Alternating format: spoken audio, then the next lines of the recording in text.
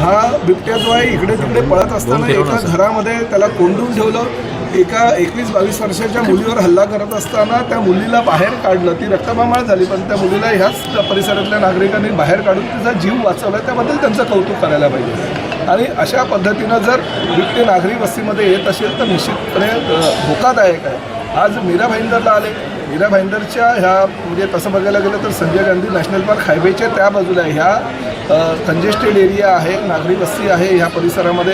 कारण गाड्या शिरायलासुद्धा जागा नसते. अशा परिसरामध्ये जर बिबटे यायला लागले तर म्हणजे कुठं आले हा सुद्धा संशोधनाचा विषय आहे.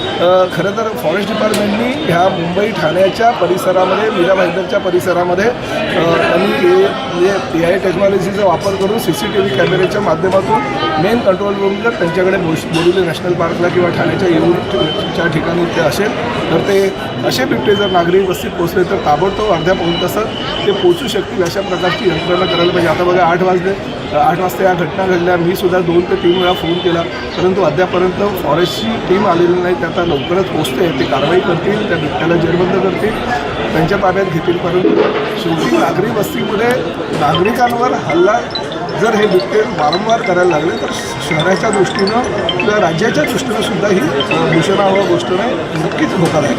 सर, आश्चर्याची गोष्ट म्हणजे अशी आहे, वन विभागाचे अधिकारी आज 2 तास झाले तरी इथं पोचले, मात्र तुम्ही इथं घटनास्थळी पोचलात, म्हणजे याला काय म्हणायचं? ठीक आहे. मी